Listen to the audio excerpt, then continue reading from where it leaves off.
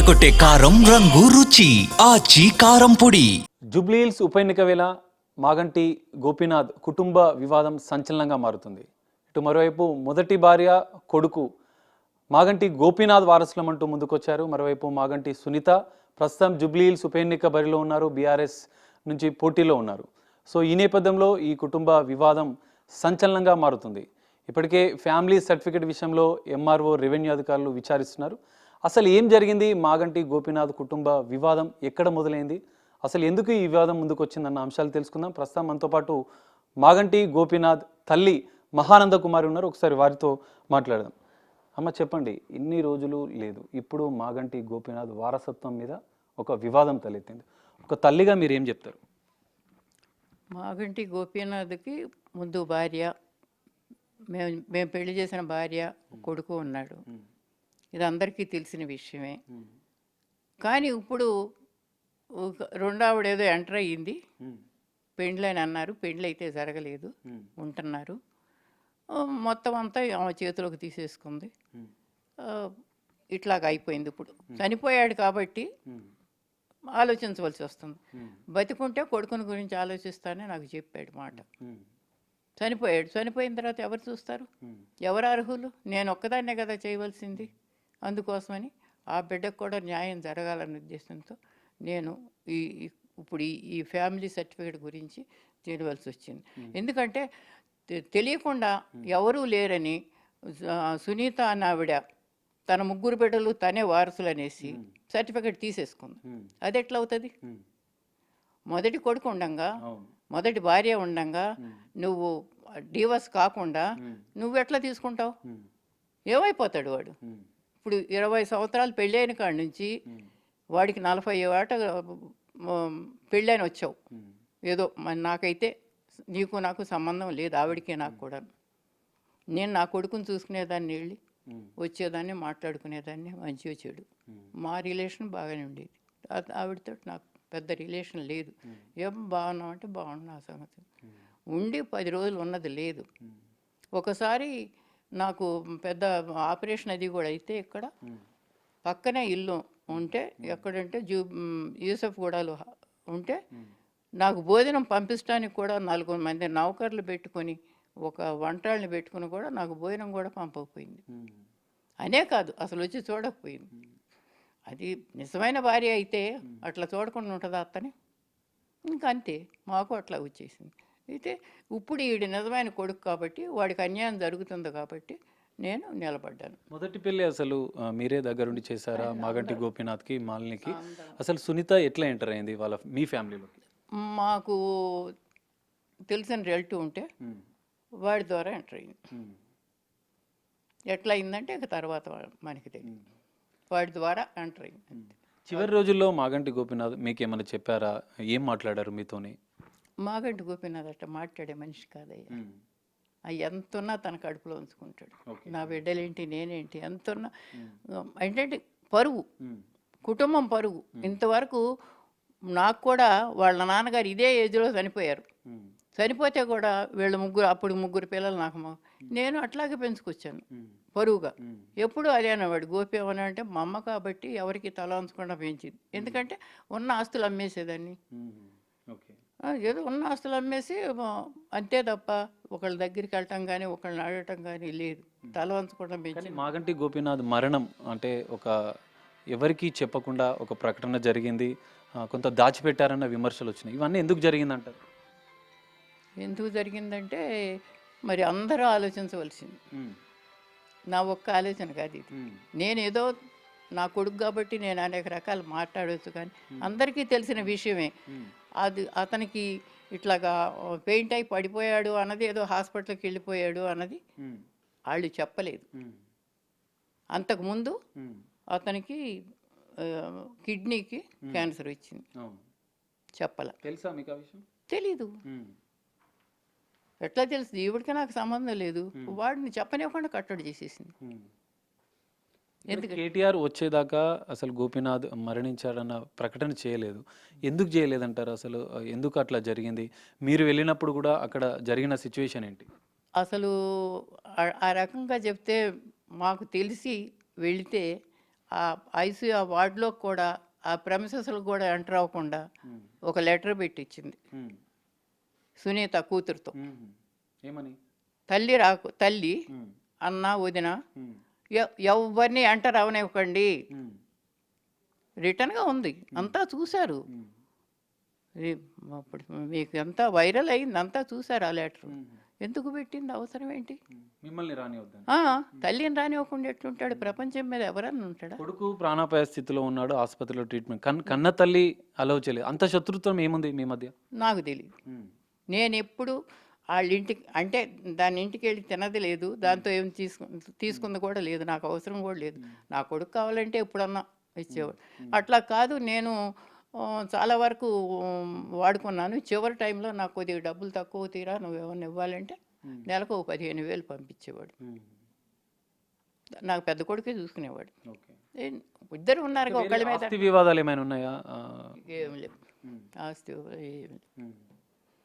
ఆస్తి గొడవలు ఏమి లేవు, ఎవరితాళ్లే కదా. నేను చెప్పా కదా, ఉన్నదంతా అమ్మేసి వాళ్ళని ఒక రకంగా చేసుకొచ్చాను.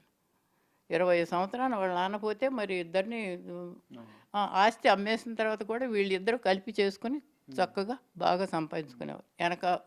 వీడు పెద్ద అబ్బాయి వెనకాల ఉండేవాడు, వీడు పొలిటికల్గా ఉండేవాడు. ఇన్ఫ్లుయెన్స్ చొప్పున చేసేసుకున్నాను. ఈ వచ్చిన తర్వాత ఎడగొట్టి తీసుకెళ్ళినప్పటి నుంచి ఏంటో తెలియదు ఆ గోల నాకు. అయితే అసలు మీతో ఎట్లా ఉండేవాడు మాగంటి గోపీనాథ్? జీవించినంత వరకు ఎట్లా ఉండేవాడు?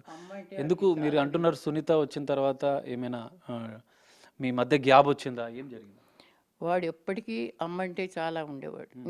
ఒక్కొక్కప్పుడు నా పెద్ద కొడుకు కసిరేవాడు, ఒక కోపం వస్తే మాట్లాడేవాడు కాదు. అసలు వాడు కసరటం లేదు.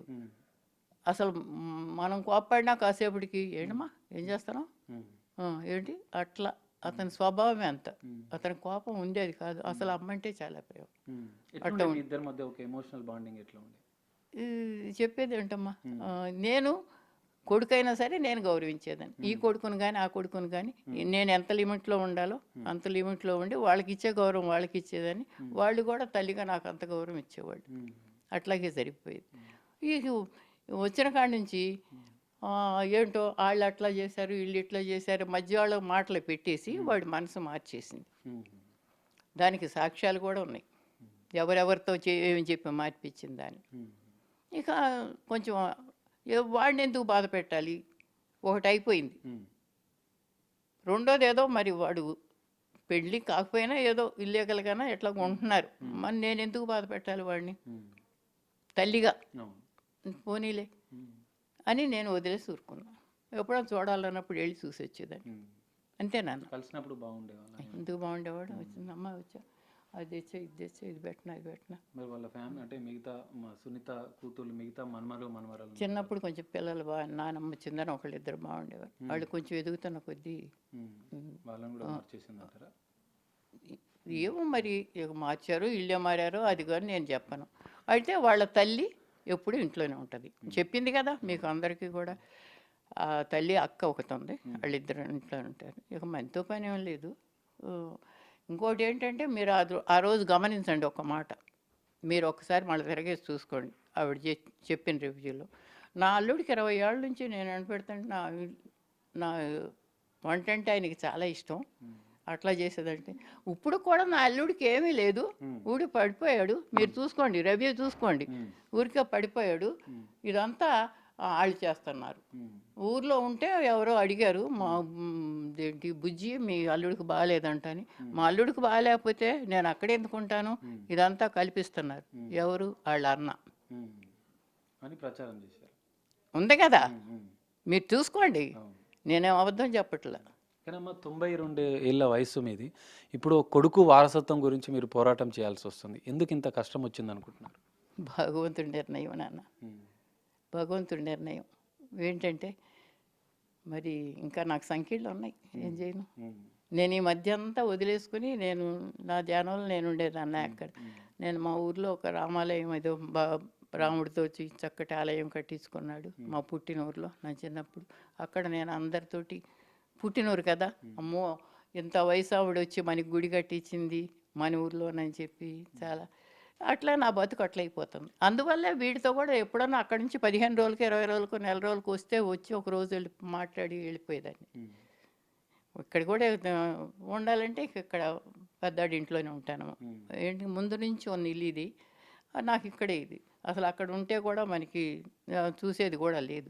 ఈ కాలు దెబ్బ తగిలి వెళ్తే ఒక వారం రోజులు ఉండేసరికి ప్రాణం మీదకి వచ్చింది. నువ్వు ఉంటాను రా, నేను నా కాలు దెబ్బ తగిలింది 4 రోజులు ఉంటానన్నా.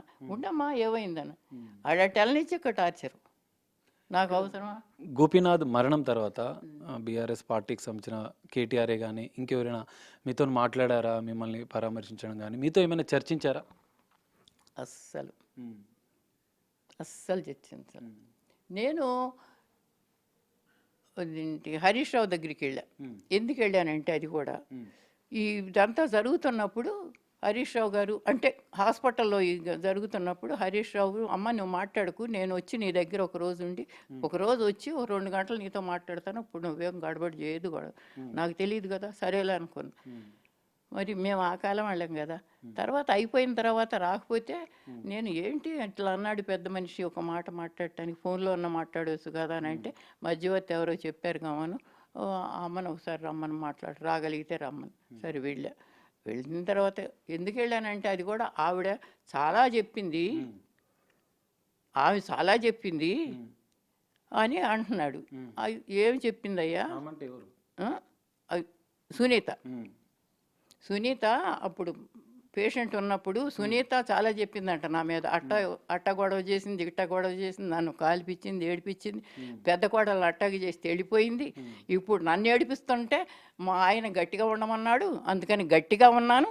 ఈ అబద్ధ ప్రచారం అంతా చేస్తే నాకు ఇట్టడి తలనొప్పి. అందుకని అసలు ఏం చెప్పింది పెద్ద మనిషి దగ్గర, ఆయన దగ్గర వెళ్ళి అడుగుదామని చెప్పంటే అన్నాడు. కానీ అమ్మాయి కామనే కదా, ఎందుకు ఇంకా మీరు అనేసి అన్నాడు. వాళ్ళ హడావుడిలో ఉన్నారు. సరే నేను వదిలేసా అంతే తప్ప కేటీఆర్ కానీ ఎవ్వరు కూడా అమ్మ నీ బిడ్డ చనిపోయాడు, మాకు ఇది ఇంత సేవ చేశాడు, నువ్వు ఎట్లా ఉన్నావు, ఒక్క మాట ఎవ్వరూ అడగల.